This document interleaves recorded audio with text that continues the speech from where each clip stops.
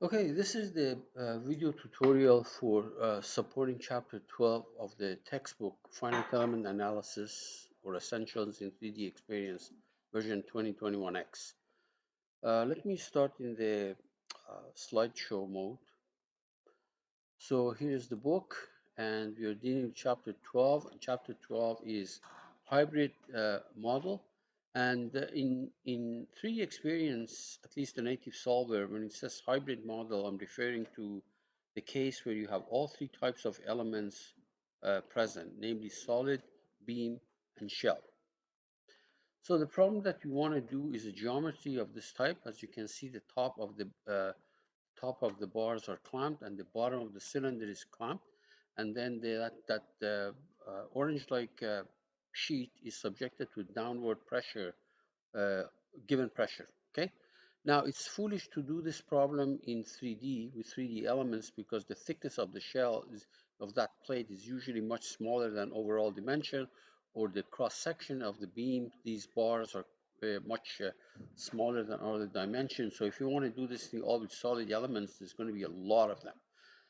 The dimensions are shown here on the right for you to model. This is what I'm going to be modeling, and what I'm going to do though is I'm going to create a solid model.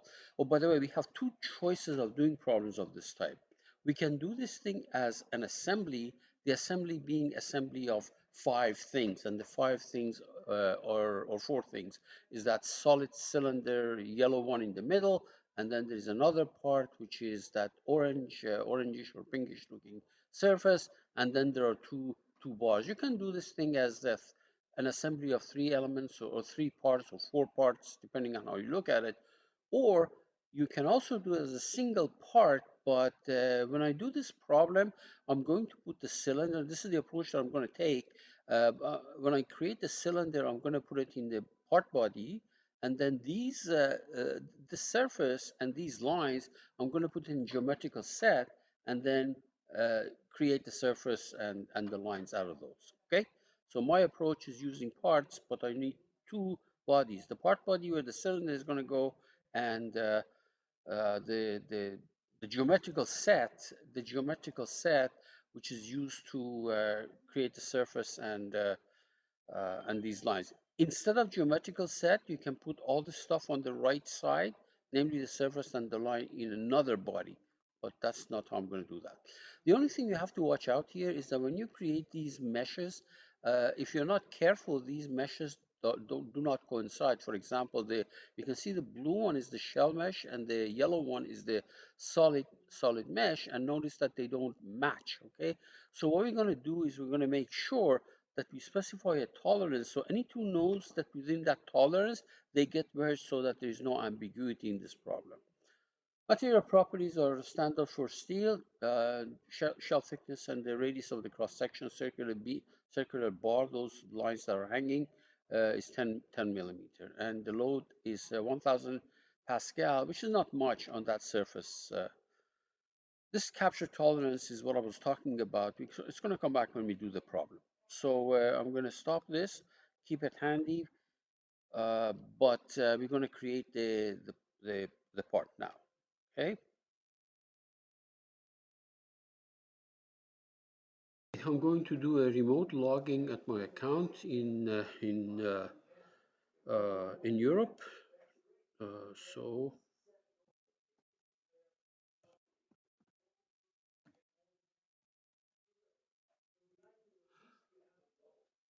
now this will take some time because of the communications, internet communications. So we're going to do that. So I'm already logged on remotely, and now I'm going to start the part design. So this stage will take maybe a minute or so. It's coming up. It's going to ask me whether I want to restore the previous session. The session is saved on your computer somewhere, but it's encrypted and you cannot go ahead and start it from there. However, it will ask you whether you want to start a new session or an old session. Old session being whatever was there before and stored locally on your server, on your own computer. Okay, should be there soon. Right there. Okay, so we are now ready to start our basically simulation module or 3D experience work.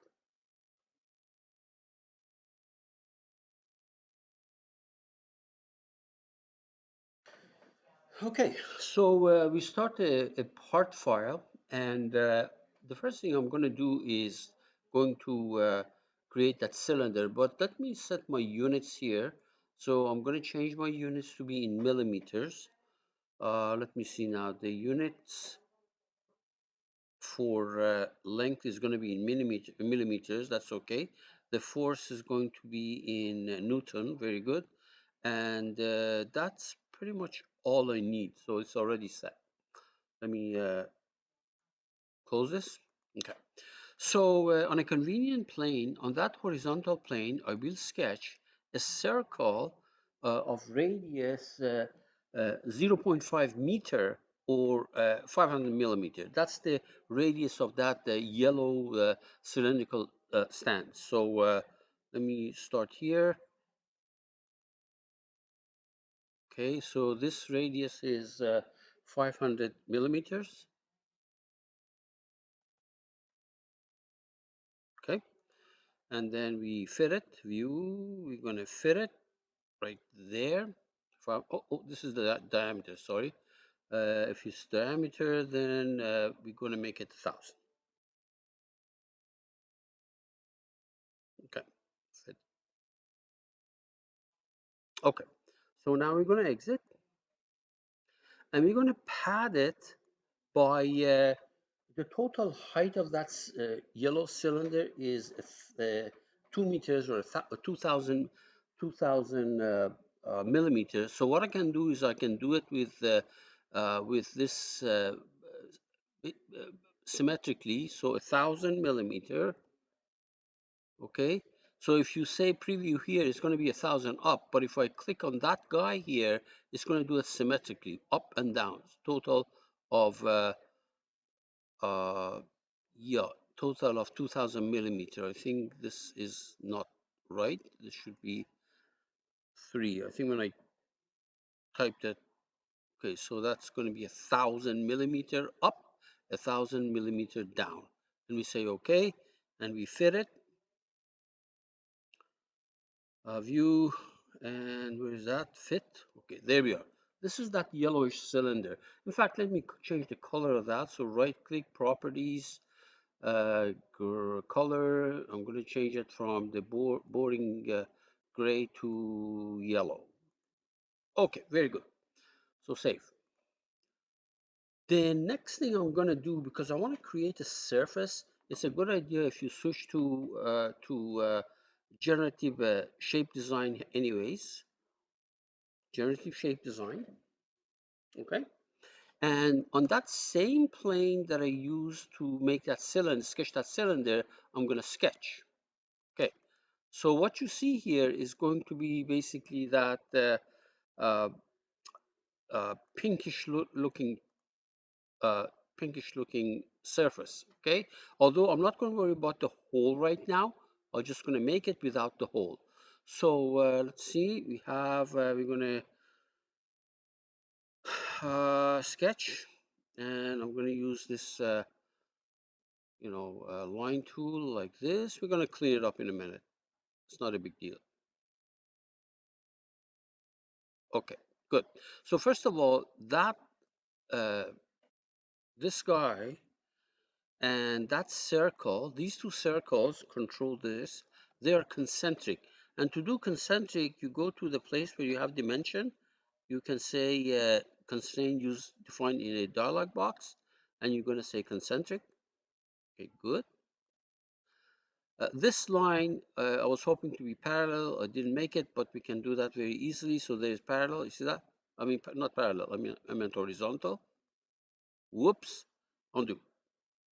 Okay, so maybe I do it a different way. So this line control that line. I want them to be parallel. So again, this constraints defined in dialog box. We're going to make it parallel. Okay, very good. And now we're going to dimension. So the dimensions, if you look at my slides, the dimension of this, the radius is 1 meter. That is actually, at least in what I showed you, I had 2 meters. That is wrong. That should be 1 meter or 1,000 millimeter. Obviously, there was a problem there. So let me type it in, 1,000. There we are. Okay. So as you can see, there is a typo here. This should not be 2 meters. It should be 1 meter. All right, fine. And then this length is 2,000 millimeters. Okay, so that is my uh, surface without, I mean, that will be my surface without the hole.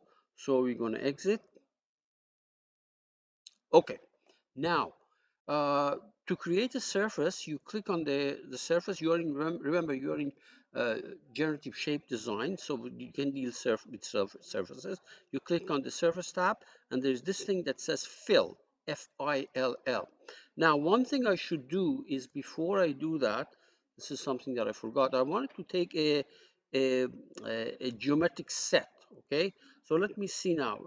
Let me see if I can find the geometric sets here, but it's easier if I actually went to the part design. I know exactly where it is in part design. So under tools, or under model, or under essentials, yeah, under essentials, there's the geometric set right there. See this geometric set? Okay. So I'll just use the default thing. Here's the geometric cell, and that sketch actually that I wanted, I didn't want to draw here, so I'm going to throw it in there. Okay, so my sketch 2 is actually in the geometric set. Okay, fine. Now let's go back to the generative shape design. Okay, so under surface, you get the fill, F-I-L-L.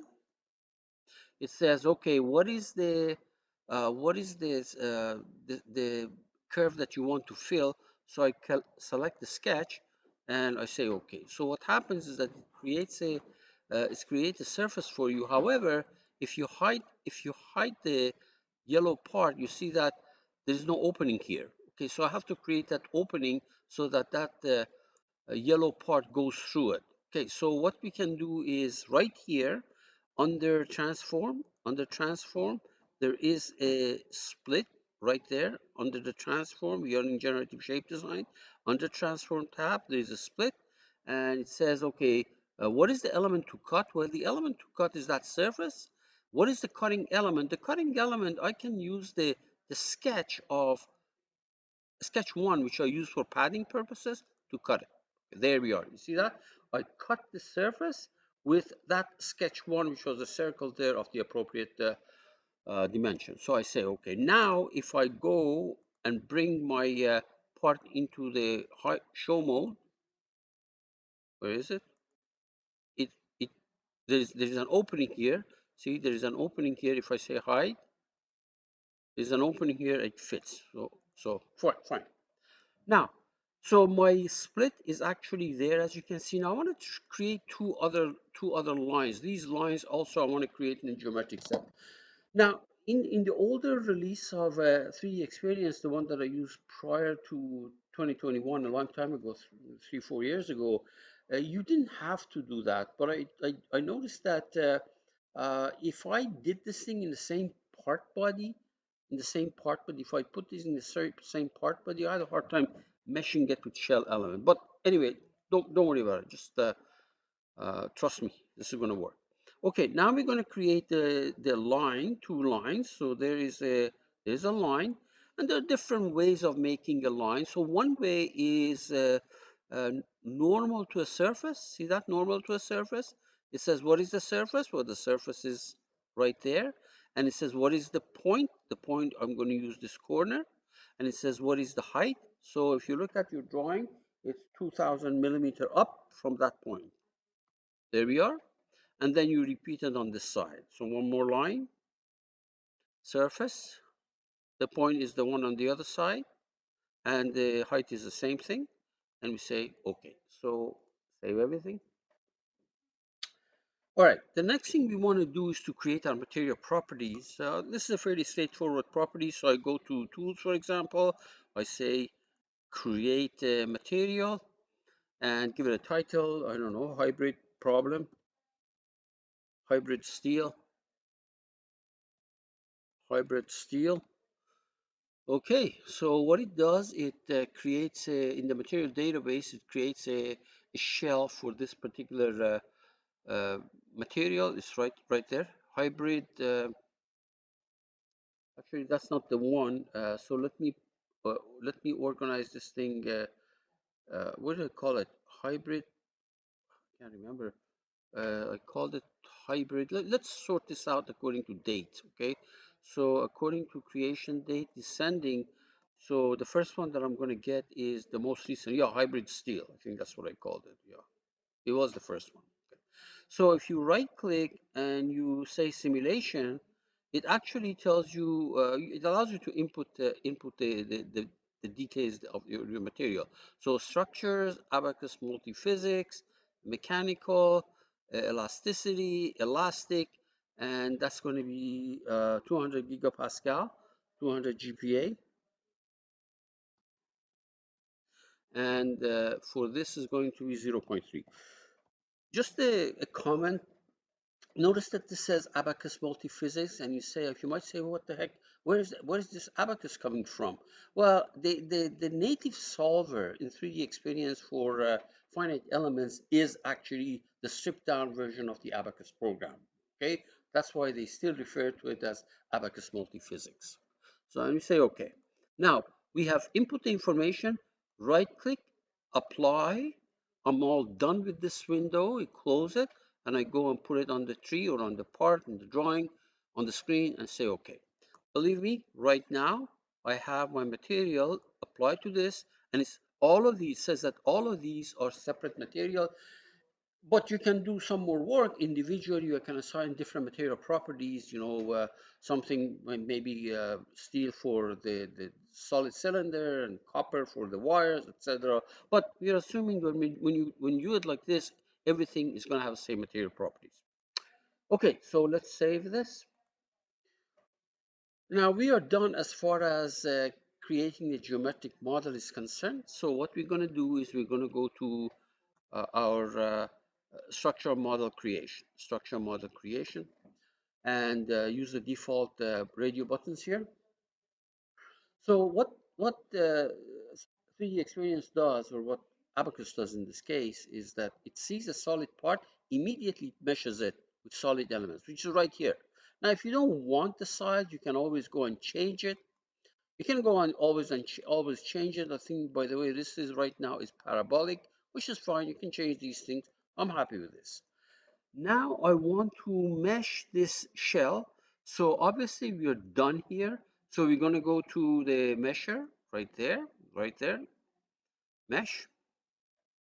And well, let's use the surface quad mesh.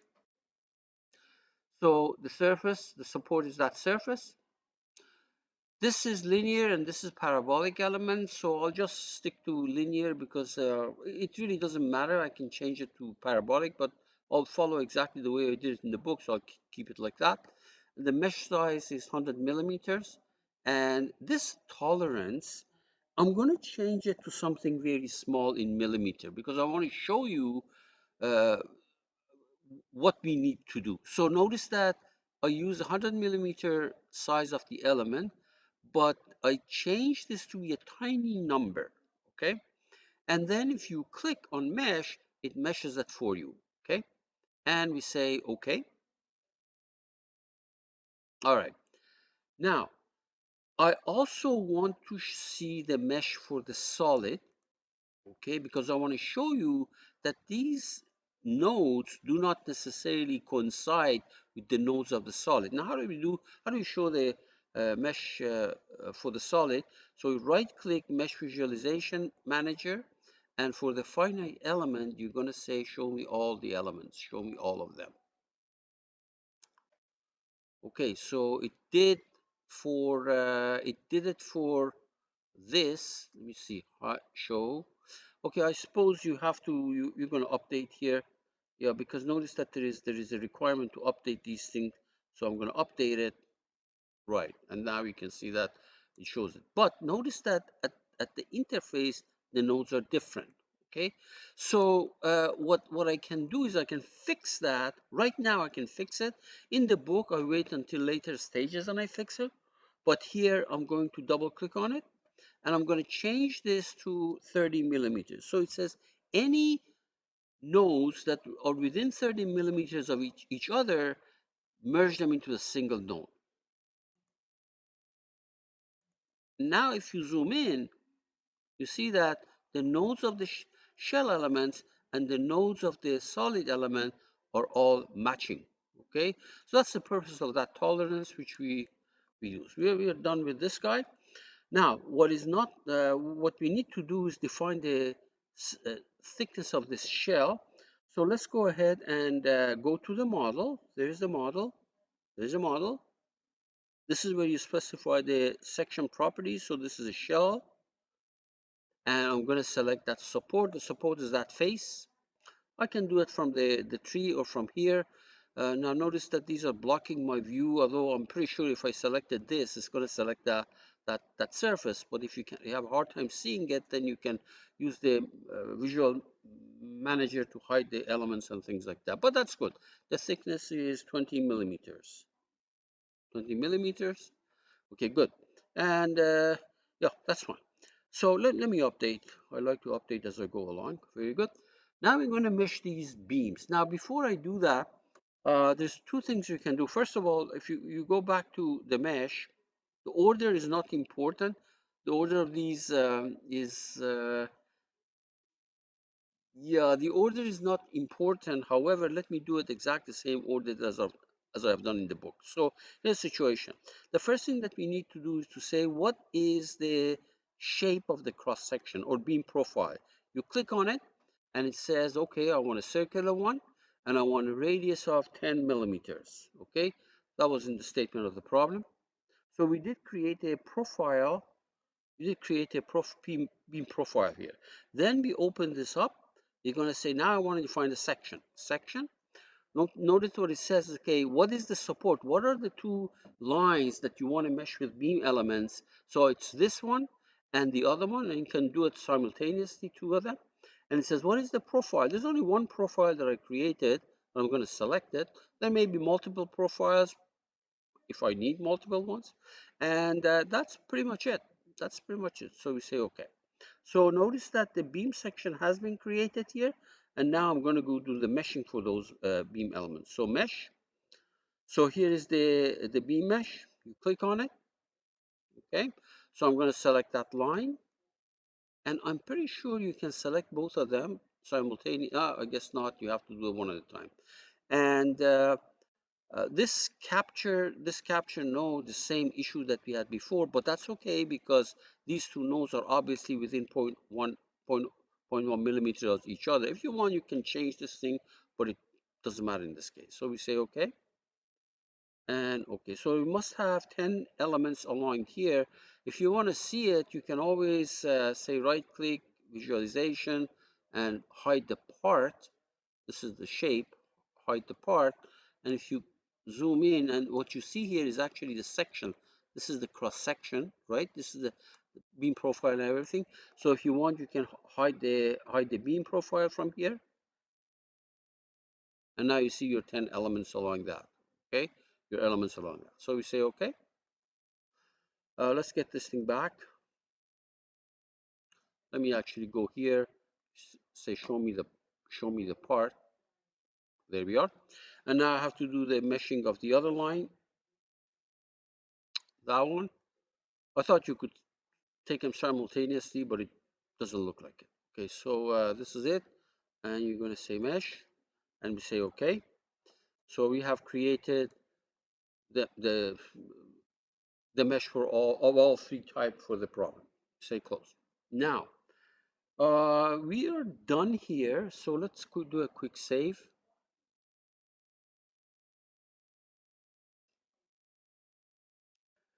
So now we're going to go to scenario, structural scenario creation.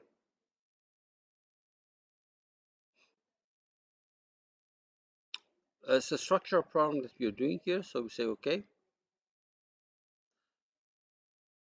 And the first thing we have to do, remember the two red exclamation mark, the first thing we have to do is to define or select our finite element model. So we, right there, you click on it.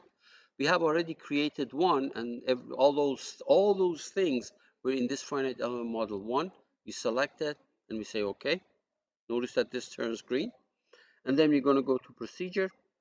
It's a static problem that we're doing.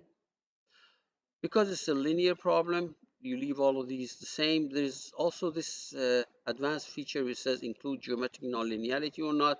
Well, I'm assuming that this is all a linear problem, so it doesn't matter whether it's included or not. So included or excluded, it really doesn't matter here.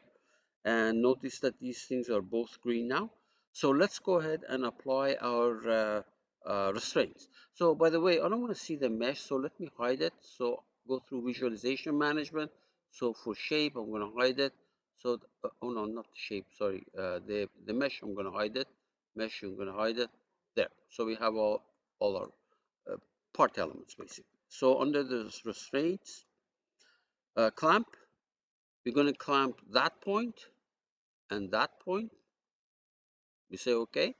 And I'm going to clamp the bottom of that face, bottom of this. Okay, very good. We're going to apply a pressure on this, so that's a load. So pressure on that face of 1,000 Pascal Newton per meter squared. Right? Okay. Now a couple of things. Notice that I don't see my pressure here. That's because it's like that. You can see this right there. It's right there. I don't want that direction. So you have two options. Either put a minus 1,000 here or flip this arrow.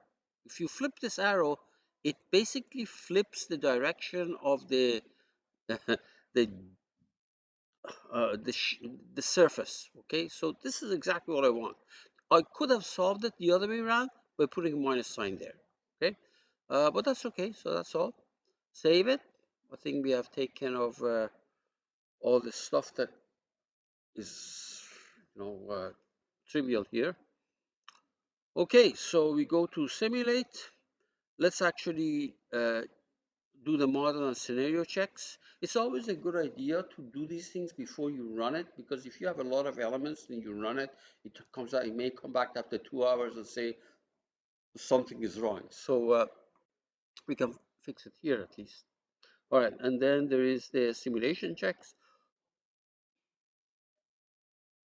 These check different things, okay? So don't get the impression that everything was checked in the first stage, because one is for the model, the other one is for the,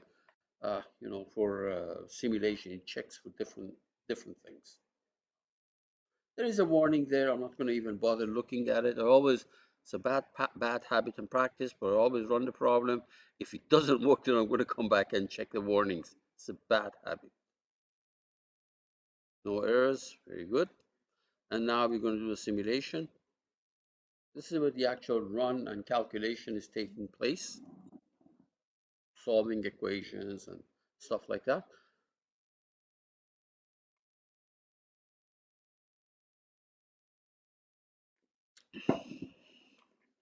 I always tell my students at this stage, you should pray, because you don't want to get any surprises.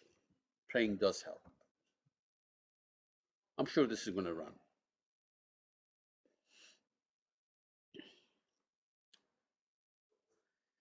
It's extracting results. There's one warning. Probably it's because of the warning that we got before. Now, let me close this. Notice that this, of course, it's a linear problem. There's the initial step and the final step. The initial step is when no load is applied. If you go to the second one, that's going to be your subsequent subsequent, this is where the full load is applied. Full load of, what was it, 1000 Pascal? Okay, now what I'm having here is the von Mises stress. There is very little stress in the cylinder.